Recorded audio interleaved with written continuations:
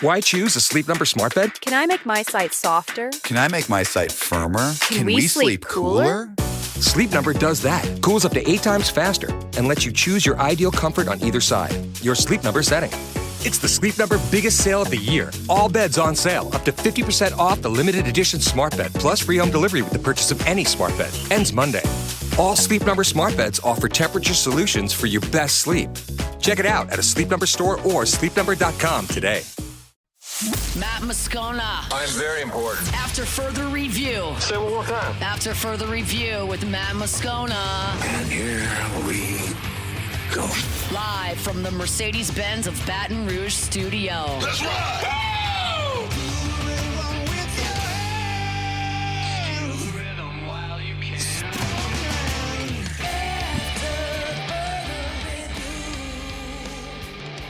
And off we go. Welcome aboard. Glad you're with us. AFR presented by Sunshine, your hometown John Deere dealer in Louisiana. Matt? Hey, shut up, kid. Paul O'Neill. They're chanting Paul O'Neill's name. Jordan Kitchen. Short 20-footer head of the key. Good. It's not a bad one, not going to lie. Jordan 20-footer. Mr. Toby Tomplay. Jordan 20-footer. I'll take it. I'll take it. All right, we're here. Glad you are as well. Get out there and make it a good one. Ton to do today. LSU is back on the practice field. Brian Kelly let us watch. We got a practice report coming up. Shea Dixon in about 15 minutes. We'll take a look at the Texas A&M Aggies. Everybody's favorite, Billy Lucci next hour. Timmy B. Timmy in hour 3. Ton to do. Let us begin as we do every single day. It's time to pop the top on another edition of AFR with Bud Light. Drink easy. All right, thank you. The LSU football Tigers were back on the practice field Tuesday, day 11 of fall camp. Brian Kelly allowed us the last 45 minutes or so, which I actually prefer to the first 15, 20 minutes, because at the beginning, it's their ready period. They do individual periods. So it's a lot of guys, working drills with their position coach. At the end of practice is when they go 7-on-7 and 11-on-11. And quite honestly, we can glean more from the team periods than you can from individual. That makes sense, right? If you got linebackers hitting dummies and working tackling drills, it's just you're not going to see as much as when they're going 11-on-11, and you can kind of get a sense of ones and twos and who has the upper hand, who's doing well. On Monday, we told you Trey Green, Barian Brown, Xavier Thomas dominated. They were awesome. Dominated the practice. Today, it was the inverse. Today, it was the defense, and more specifically, the secondary that owned practice on Tuesday. When they went 7-on-7, the offense ran 18 plays. 18 plays in 7-on-7. 5 of them were checkdowns, meaning the secondary had the receivers covered downfield, and Nuss, Van Buren, Hurley just had to dump it off to a running back. 5 checkdowns. About a third of the plays were checkdowns. There were 4 PBUs where the defensive back got their hand in there and knocked the ball away. So 5 checkdowns, 4 pass breakups. That's 9 of the 18 plays. The receivers also had 3 drops during this period. Kyle Parker had a drop. Teron Francis had a drop. And Caden Durham on the first play had a drop. I guess that's another check down, actually. It should be 6 check downs. Let me go ahead and edit that on my notes because it was 6 check downs.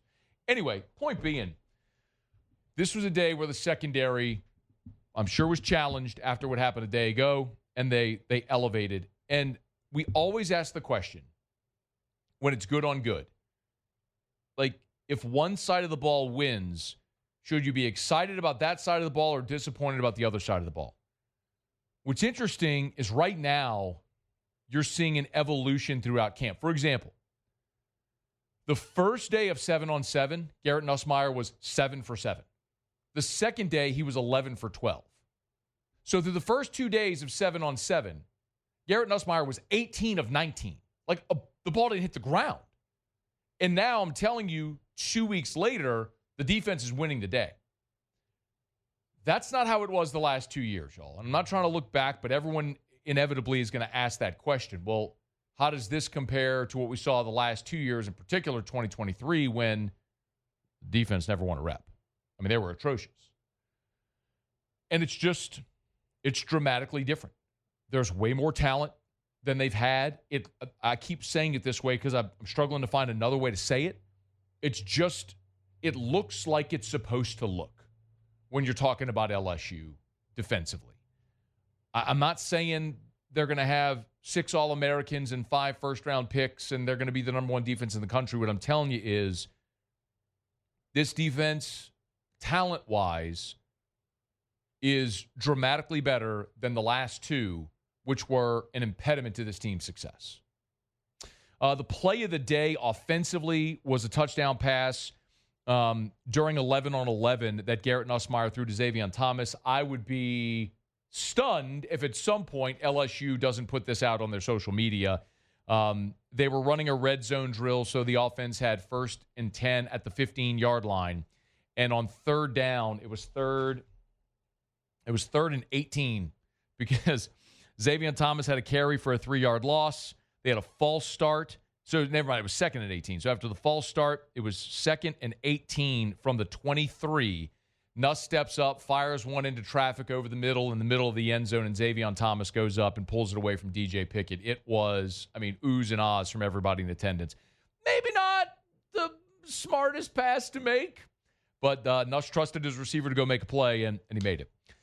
Defensively, play of the day was a scoop and score in the 11-on-11. They ran a direct snap to Caleb Jackson. He couldn't handle it. There was a scrum. Mansour Delane picked it up, housed it about 80 yards. So some good play on both sides there. We saw a offensive line shuffle continue. The most notable thing today was that DJ Chester ran as the second-team center. So remember, Chester had been running as the first-team left guard. Today, Cohen Eccles replaced him. Cohen Eccles ran first-team left guard, and Chester ran second-team center. That's a difference because Eccles had been running second-team right guard behind Josh Thompson. So remember, the battles had been at left, Chester Mabenga, at right, Thompson Eccles.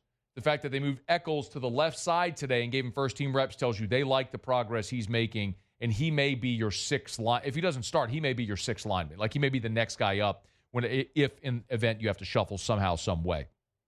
Up and down day for Michael Van Buren. That's kind of been par for the course. It was interesting during 7-on-7s. Like, consecutive plays, he had his worst play than his best play.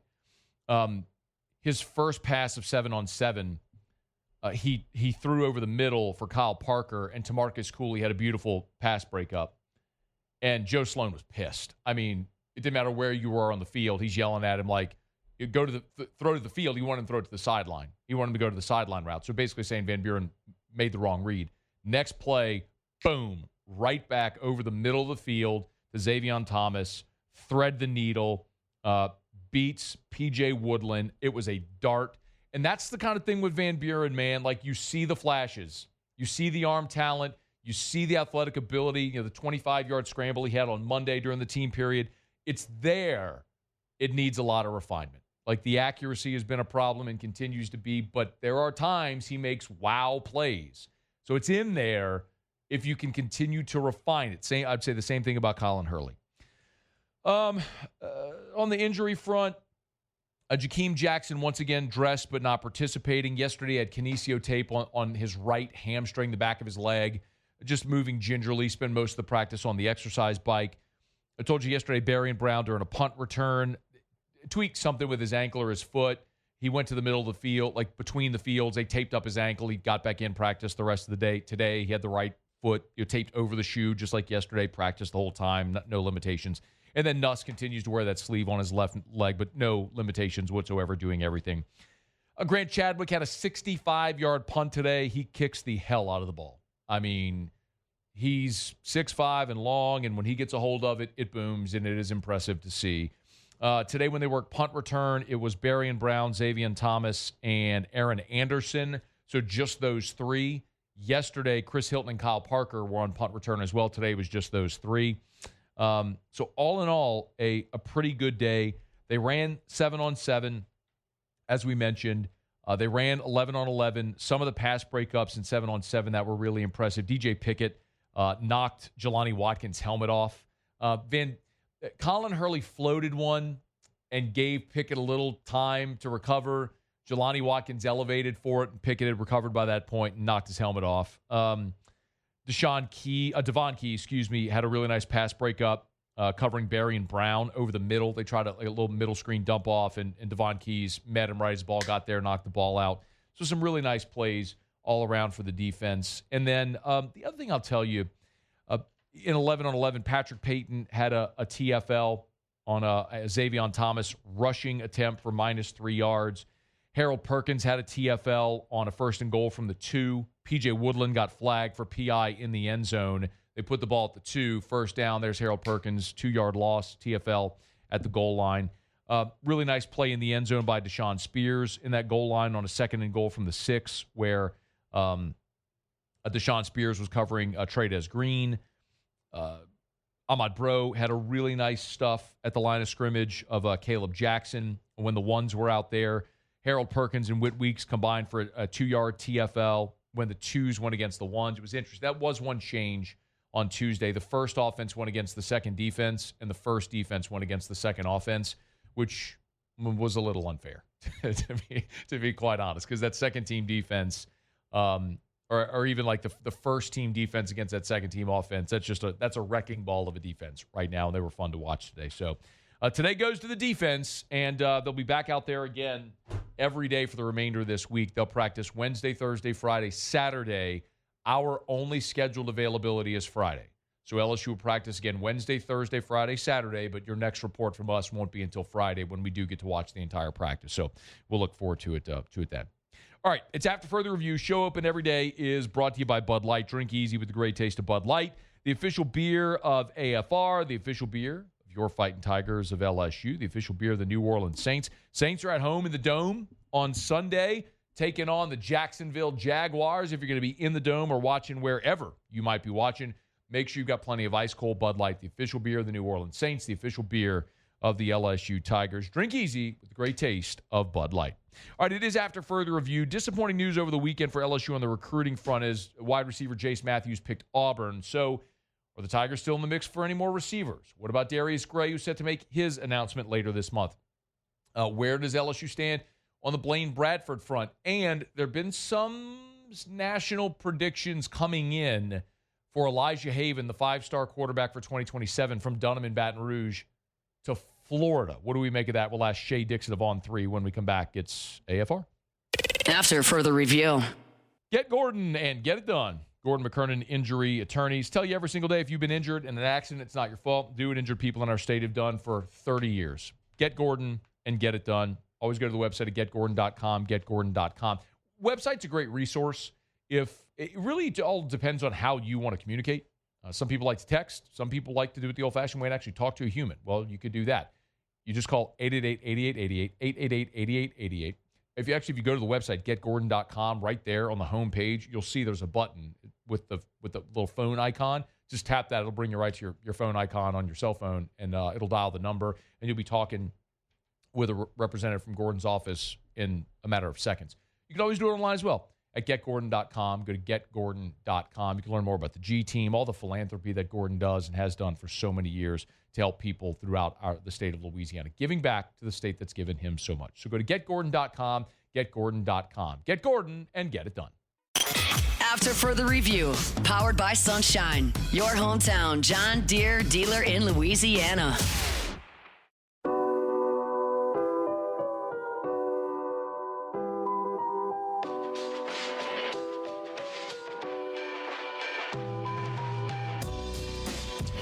It was a disappointing day Saturday for LSU as Jace Matthews, 4-star wide receiver, it was Friday, picked Auburn over LSU. So where do the Tigers go from here? Shea Dixon on 3, the Bengal Tiger, good enough to join us as he does every Tuesday. Shea, how are you, man?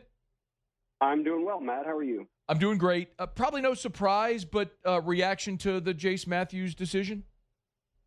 Not a shocker. I mean, LSU, it was surprising that they were able to make such a big surge into that one where, given that they've already got arguably the best three-man receiver class in the country, including the number one receiver in the country, Tristan Keys, out of Mississippi.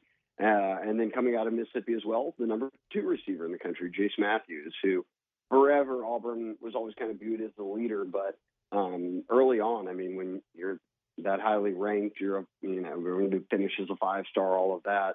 The offers pile up, Matt, and for LSU to kind of be the other last team standing ahead of A&M and in-state Ole Miss and a number of other programs, at least speaks to kind of the pitch they've got, from whether it's development at the wide receiver position, what guys are doing in the NFL, track record, current team, NIL, rev share. We've seen from this class and how they put it together that it's pretty balanced and impressive to even be in that mix. And I will say, though, that I do still think I would not be surprised if they found a way to add a fourth receiver to this class, just because of guys that are kind of leading the program after this year and balancing out that room. Shea, is there or are there other positions of need still remaining in this 26 class? Quarterback has to sit at the top of your list, and I know they've solved that issue twice in the portal with guys who won the Heisman, but at the same time, your current quarterback is a guy you recruited out of high school who took a red shirt and waited his turn. So you've experienced both highs of this, and I think you always want to have the ability to turn to a high school guy, a guy you've developed, and not have to go portal hunting, which is a bit more of an unknown. That being said, kind of a golden rule, even during the portal era, has been you don't go two cycles without taking a high school quarterback, and we know what happened with Underwood a year ago. So, yeah, Matt, I think that even though they missed kind of in the race for the one quarterback they had circled this spring, I think that when you move into the fall, I would not be surprised by September, October, if we hear something of a prospect out there flipping to LSU, given that most everybody is now committed at quarterback. But LSU, without having a quarterback a year ago, high school-wise, and still having an open spot here, I think is still a pretty enticing selling point to a number of guys out there.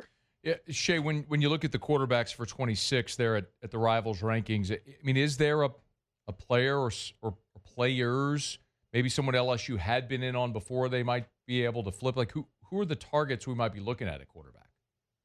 I mean, they had been in on a number of guys, and really when Underwood flipped, at that point, you're getting into the game so late. Yeah. Even if you've got contact with guys, by that point, many are committed. Others, are they going to follow Underwood? And then obviously Bo Bentley was kind of the guy all spring, and I think he obviously sticks with OU, in my opinion. That was kind of the thought going into it, was they were the leader, but he didn't even start until his junior year. So he didn't blow up until after that, which kind of coincided with LSU losing Underwood. So his recruitment was just beginning, which allowed LSU to be in it till the very end. I would think that I've heard that they feel good about getting a quarterback. My guess is the reason that there isn't a name out there is because mom is the word. And certainly, look, in recruiting, that's kind of always the approach if you're really trying to go out and flip a position like quarterback. But I bet even more so in the NIL and rev share era, we've seen this a lot with teams where it's kind of a surprise whether you get beat out for a kid or someone flips on you. A lot of the work is done kind of beforehand and quietly so that the other program doesn't have a chance to counter. Shea Dixon on 3, the Bengal Tiger. Got to ask about 27 because Elijah Haven's a name I feel like we're going to talk about, I don't know, maybe every Tuesday for the next year and a half. There were some recruiting predictions I saw that have him as a Florida lean. What, if anything, do you or should we make of that? Yeah, let's remember, this is a guy who's not started his junior year of high school yet. Right. So a lot of time here left for his recruitment to unfold. That being said, I did just say quarterback dominoes often fall early. There was a thought that Michigan may have had the inside track. We're recruiting the hardest. They took a quarterback commit on Monday that was not Elijah Haven. So everyone sort of shifted that to, okay, then Florida's been recruiting him pretty heavily. LSU has as well. I think the reality of LSU right now is that they're balancing, hey, are we going to take a couple of quarterbacks and which guys do we want? And obviously you're going to chase national guys, or if they're good enough, you're going to be heavily in pursuit of them and interested. But at the same time, you've got Elijah Haven here in Baton Rouge. You've got Peyton Houston at Evangel. Both these guys are nationally recruited quarterbacks. And then you've got your starting quarterback's younger brother is ranked in the top 10 quarterbacks in the country as well, who also has, real interest in you've been recruiting heavily. So I'm going to guess that, and whether it's Joe Sloan or Sloan and the staff, how they approach quarterbacks here is, let's see everyone play that first month or so of your junior year, and you really get a feel, Matt, you're around high school football all the time, you get a feel for kind of how much a guy has grown between those 2 years. And then you still have a senior year to come. So I just think from an evaluation standpoint, and then pivoting to know, okay, this is what our plan is, that'll come after all these guys play, a month or so of football. And look, if a guy commits during that time, it is what it is. Certainly LSU will have those conversations. And a guy like Elijah Haven is just not going to pop for Florida without talking with a team like LSU, the in-state team, about where he kind of fits into their plans moving forward. A couple more for you, Shea. I know JT Lindsay was arrested over the weekend, so his future is uncertain. We're all hoping for the best. This after Trey Holly, obviously, is no longer part of the program, and LSU finds himself really thin at running back. I would imagine that becomes a pretty big need for the class of 2026 moving forward. Where do they stand at that position for 26? Yeah, KJ Edwards was the guy that Frank Wilson kind of circled. He was the only running back who made an official visit coming out of Texas, and ended up picking Texas A&M. So look, can you potentially flip him? I don't know, but obviously his name belongs on the list given that he was the top target. I think that's one where you kind of get an eye on, hey, what guys in, and we haven't seen any Louisiana guys emerge to the level of getting an offer or anything like that. So what guys are there then, if not Louisiana, Mississippi, East Texas, some of these border states that could have big senior years, and then you can make an offer. I think more so than that, though, immediate help's probably needed. So I just think you have to find a way to get through this fall. A high school prospect isn't going to help you there regardless because they're playing their senior year of high school. And then you get in the portal. And I know you could take one maybe, but Matt, you tell me, I would feel more comfortable if they took a couple of guys, who did maybe a couple of different things, knowing that Caden Durham's probably in his final year after this one. And then a guy like Harlan Berry, you blink your eyes, he hasn't played a game yet, but when we're talking about recruiting this class and bringing portal guys in, he's already in year 2. If there's one other position maybe that you look at, Shea, it's a position Brian Kelly's recruited heavily and developed throughout his career that because of guys leaving via the portal, they're all of a sudden a little thin at, and that's a tight end. Obviously, Bauer Sharp will be gone after this year. Trey Dez, we assume, will play 2 more years, then probably be off to the NFL. Where do they stand at tight end for 2026? Right, and look, they brought another tight end in the portal, Donovan Green, but, would you get something out of him this year as a third guy now that he can be healthy again, or does that play into another year and help carry over a little bit? J.D. LaFleur, John, I think it's their freshman that was the lone signee at the position this past cycle. And you're making this transition to Alex Atkins, who was FSU's O-line or OC at the time when he got let go, but now he's your tight ends coach. So he's kind of having to feel out everything late in the game. I still think that they flip someone, Matt. I wouldn't tell. Georgia has 3 tight ends committed. 2 of them were pretty interested in LSU. I think at one point maybe you can get in there and flip a guy. But, yes, I would think that is another position where you go high school. We'd love to add one no matter what. We're adding another in the portal for the exact reasons you just laid out. He's on Twitter at Shea Dixon, on3, the Bengal Tiger. You can give him a follow there. Shea, always appreciate it, man. Do it again next week. Thanks, Matt. We appreciate it. All right, it's After Further Review. Tuesday shows are powered by Sunshine, your hometown John Deere dealer in Louisiana. We'll go around the SEC in just a smidge. It's funny, not funny, haha, but Donovan Green, of course, came in from Texas A&M, where he was recruited by Jimbo Fisher. And he was one of the top tight ends in the country, but Jimbo gets fired, Elko comes in. They really don't have a plan for Donovan Green, so he goes into the portal and lands at LSU at a place where they do very much know how to develop and use tight ends. So I I'll be very interested to see how Donovan Green fits in. This is you go out there and it's very clear Bauer, Sharp, and Trey'Dez Green are where they're investing their time this season, and with the ones, and Donovan Green's running with the twos, and then you got J.D. LaFleur, who's a freshman and very distantly down the line, but you're going to lose Bauer, Sharp after this year. He's out of eligibility. So I could see a situation in 26 where it's Donovan Green, Trey'Dez Green, but you are looking for your future depth there. Speaking of Jimbo, Jimbo Fisher made some headlines this week when he went on a podcast, said he wants to coach again. Will he get that opportunity? Got some thoughts on that. We'll go around the SEC when we come back. It's AFR. AFR. AFR is brought to you by River City's 1 Hour Air, where they're always on time or you don't pay a dime. 752-0001, 752-0001, or 1hourbr.com. Love reading 5-star Google reviews. This one from Dr. Kimberly Handy, who said, our house is cool. Took no time to complete the job. On time, now have the membership. Email what was fixed and what needs repairing. Another 5-star Google review. The membership that Dr. Handy's talking about there is the maintenance member club. I encourage you to do it all the time. I'm a member myself. That Erica and I, we pay for this membership, and it's so worth it. As a maintenance club member at River City's 1 Hour Air, you get front-of-the-line service. In the event that you need service, you will get maintenance member pricing, and you get complimentary seasonal maintenance. Ask about it when you call 752-0001. After further review, powered by Sunshine, your hometown John Deere dealer in Louisiana.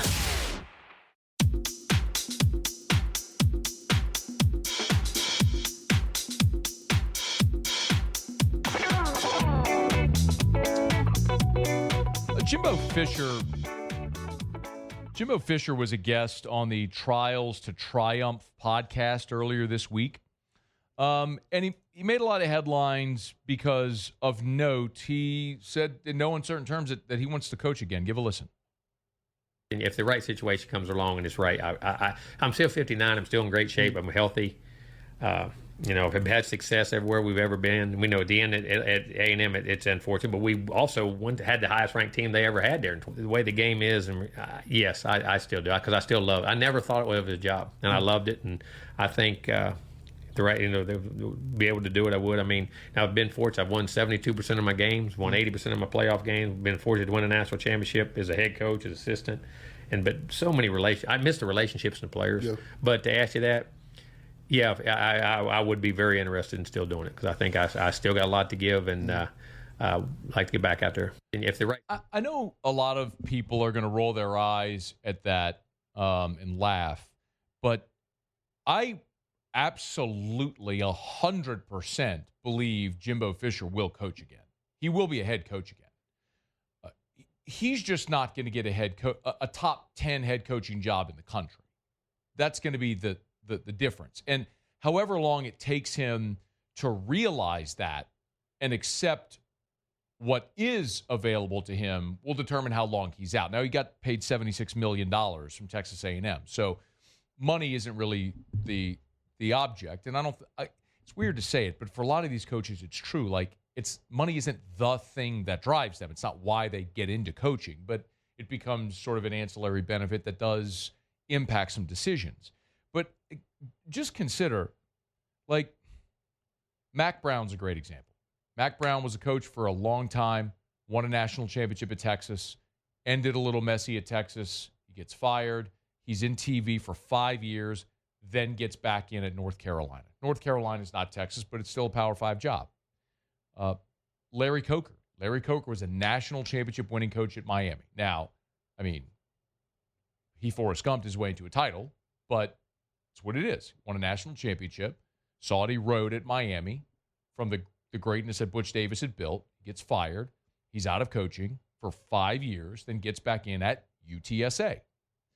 Dan Mullen here recently. Dan Mullen had been at Mississippi State, head coach at Florida. He gets fired at Florida. He does TV for 3 years. Now he's back in at UNLV. He's not getting a USC job, but UNLV has some resources. They're in Vegas. They play in an NFL stadium. They're putting some of their financial resources into their football program in the NIL era to be good. Can happen. I mean, Gene Chizik, same thing, got fired at Auburn, was out of coaching for 5 years, got back in as a coordinator at North Carolina.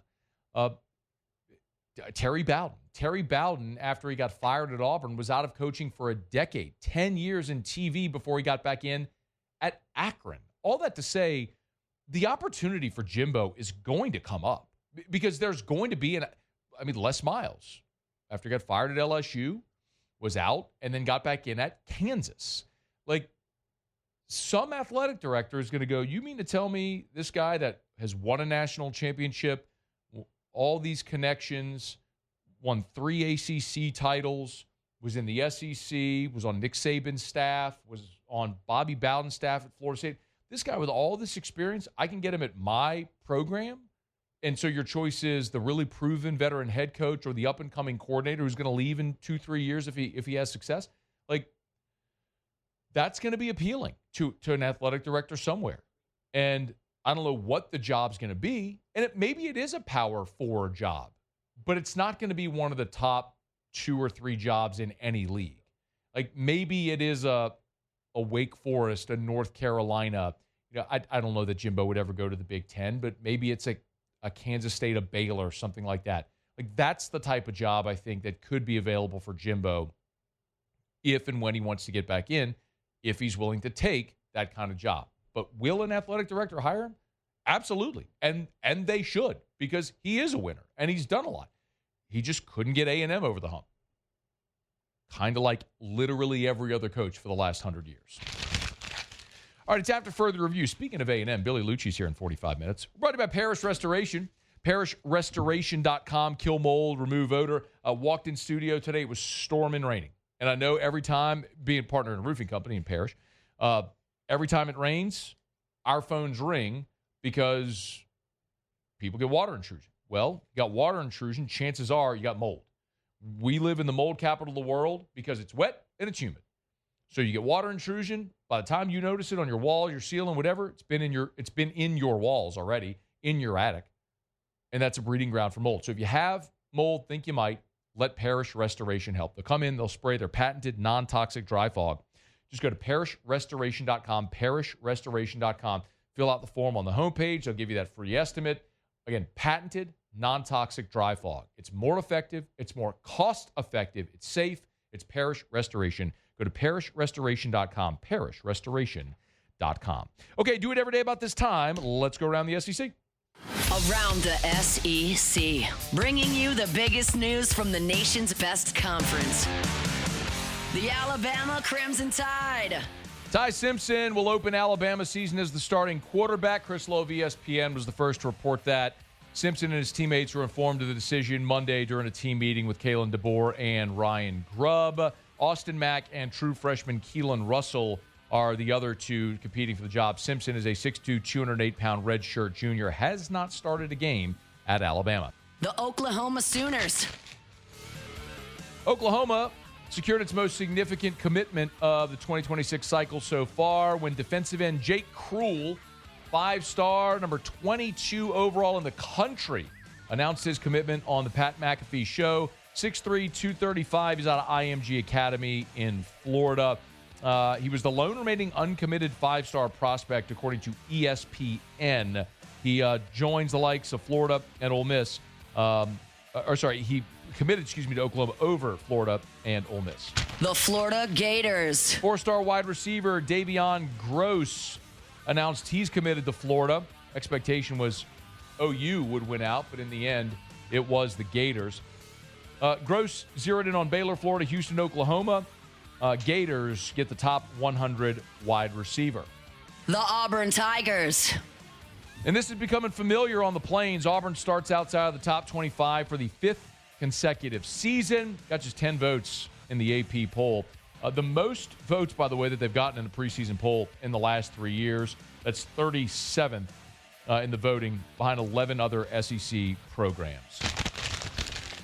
All right, there you have it. That is Around the SEC. Tuesday shows are powered by Sunshine, your hometown John Deere dealer in Louisiana. SunEquip.com, SunEquip.com. Man, still excited that I can see that new location coming up on in Baton Rouge at the overpass right there at Highland and God, I'm totally blanking on the name of the overpass now, but it's right there between Highland and Seagan. You can see the new structure going up right there. Get on by and see our friends over at Sunshine, sunnyquip.com, sunnyquip.com. Bunkie and below, if you want a deer, you're going to Sunshine, sunnyquip.com. This is going to drive me crazy. I got to figure out what it is. What's that overpass called? It's the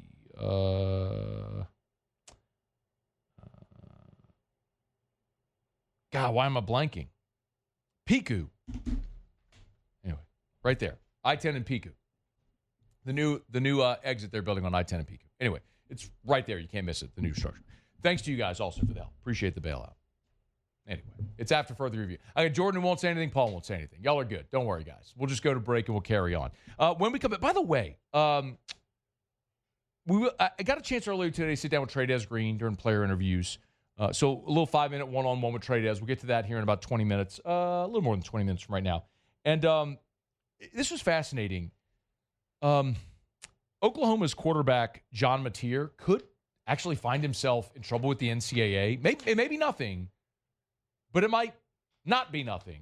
I'll get to that in just a second. And Tampa's GM kind of opining on what's happened to Devin White's career. This is fascinating. We'll get to it next. It's AFR. AFR. Love telling you about our friends over at Clegg's Nursery. Y'all, fall planting season is here. Was talking with Miss Teresa just yesterday over at Clegg's, and it is time. I get it. You can look at the thermostat and see that it's 90 degrees and think, what are you talking about? But look at the calendar. It's August the 12th, and it is time to start planting that fall vegetable garden. New shipments of fall vegetable plants and Johnny Naylor seeds coming every single day.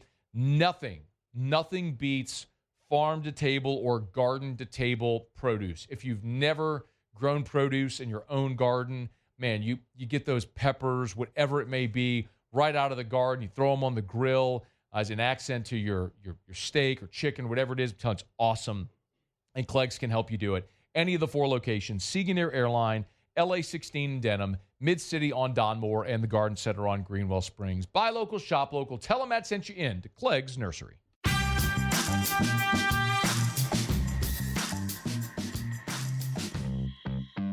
Wrapping up hour number 1.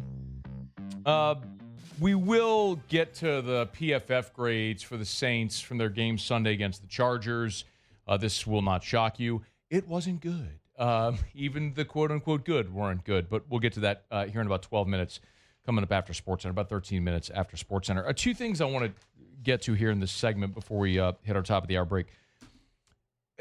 File this one away. I don't know that this is going to become anything. And it may literally be nothing. But it may be something. So John Mateer was one of the top portal additions for any school. He's the quarterback from Washington State, very accomplished player who signed with Oklahoma.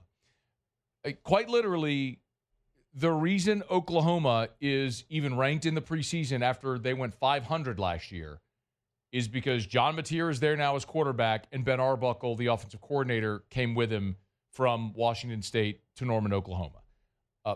When you look at Oklahoma's schedule, it is brutal. For as easy a slate as Texas has been gifted coming into the league, Oklahoma got the inverse of that.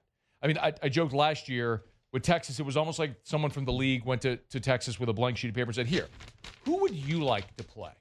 Here you go. You tell us. And it worked. They went to the playoff. You look at Oklahoma, they're playing Michigan in the non-conference. They've got Auburn, home game against, or the neutral site against Texas, at South Carolina, Ole Miss, at Tennessee, at Alabama, Missouri, LSU. Just look at their stretch run. This is the second half of their schedule. Texas, at South Carolina, Ole Miss, at Tennessee, at Alabama, Missouri, LSU. That's their final 7 games. You better start fast because that's brutal. Anyway, John Mateer,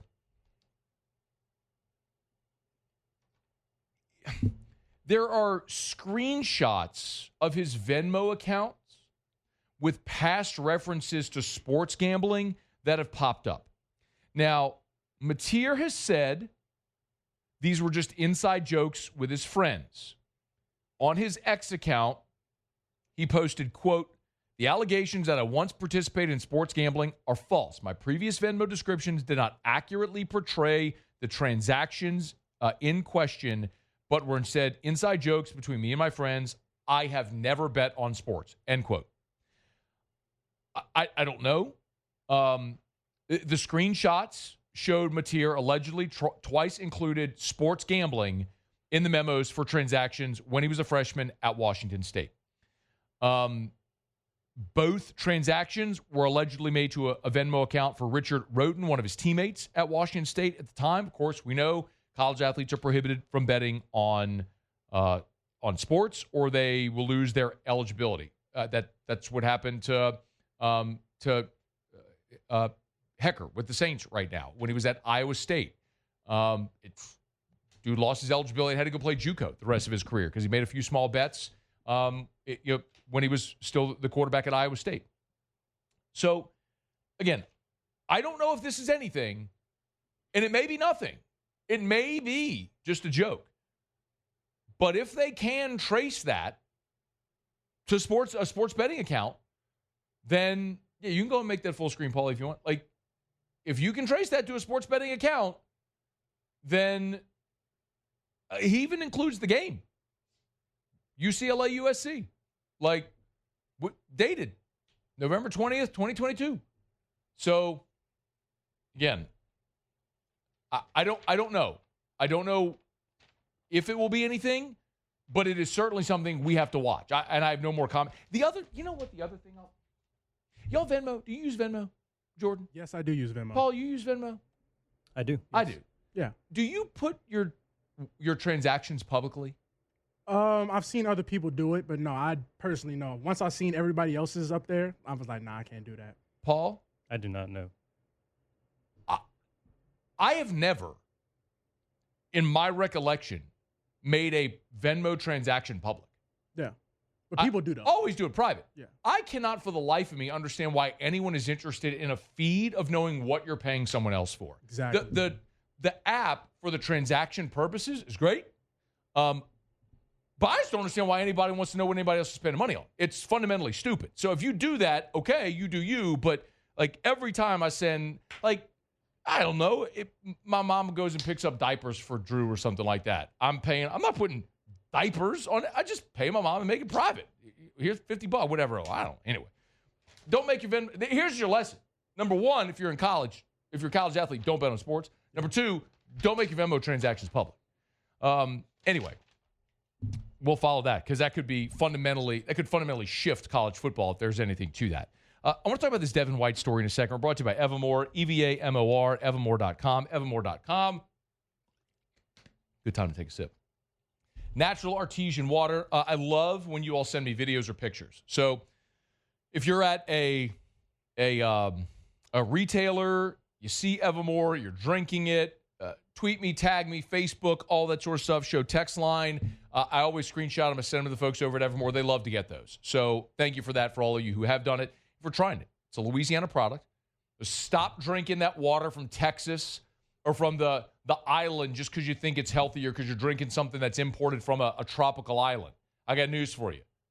There's a natural artesian well on the North Shore right there in Covington with a bottling plant built right around it. You're supporting a great Louisiana company, a great Louisiana product with national distribution, a healthier alternative. Buy a great local product. Evamore. EVAMOR. Drink Evamore. Very quickly, Bucs GM Jason Licht gave an interview to Dan Pompei of The Athletic. He was asked about Devin White, who he drafted 5th overall back in 2019. He said, quote, knowing what I know now, he would have been off my board. It was too much about him. And it's hard to argue against. And we all love Devin White, Louisiana guy, Butkus Award winner. He was awesome at LSU and won a Super Bowl with Tampa and was awesome on the field to begin his career. But he started 24 with the Eagles, never played in the game, got cut. Went to the Texans, played in 7 games, and now he's with the Raiders. I mean, for a guy that started his career the way he did, to now be on his 4th team, 3 teams in a little more than a calendar year, is staggering. And it does lead you to believe it ain't just Tampa. There's something deeper there. And maybe Jason Licht is giving a little insight to it. Wish Devin White good luck. He's out there with Pete Carroll in Las Vegas with the Raiders this year, and hopefully it's a good opportunity for him to get his season, his career back on track. All right, it's After Further Review. Hour number 2 is coming up right after Sports Center. AFR. Brought to you by Relief Windows and ReliefWindows.com. Energy-efficient replacement windows, beautiful entry doors, hardy plank vinyl siding. They do it all. They do it better than anyone over at Relief Windows. And give them a shout. Listen, when it comes time to buy windows or doors or siding for your home or shutters like we always talk about with Relief Windows, consider what your mama told you when you were younger. You get what you pay for. If you want to go and get quotes, by all means, go get quotes. Just understand Relief Windows is never going to be the cheapest. They're not. They sell a premium product, and they have the most exemplary staff and customer service. For example, at Relief Windows, they have a full service staff. Ask anyone else about their service staff. Get a very different answer than Relief Windows. It's reliefwindows.com.